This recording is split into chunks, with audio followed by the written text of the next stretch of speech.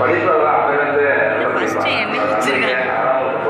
ஒரு வெயில் இல்லாமல் படித்தாங்க. அது ஒரு வெயிலாக என் பேர் கனிமொழி. நான் இப்போ நடந்த group 2A junior cooperative auditor posting எடுத்திருக்கேன். ஃபர்ஸ்ட் அட்டம்ப்ட்லேயே நான் இந்த போஸ்டிங் எடுத்ததில் ரொம்ப சந்தோஷமா இருக்குது. என்னோட கணவர் பார்பர் ஷாப் வச்சிருக்காங்க. லாக்டவுன்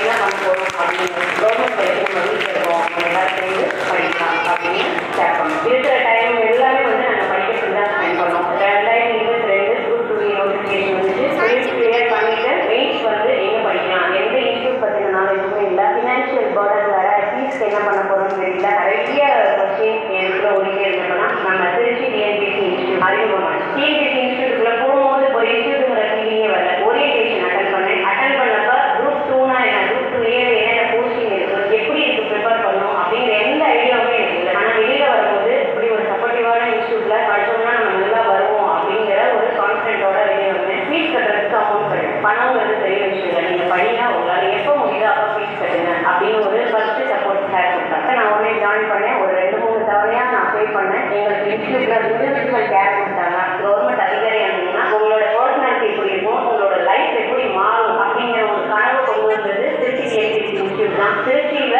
ஜேசி எடுத்ததில் ஃபர்ஸ்ட் ரேங்க் நான் எடுத்திருக்கேன். இதுக்கு காரணம் வந்து நம்ம இன்ஸ்டியூட் தான்.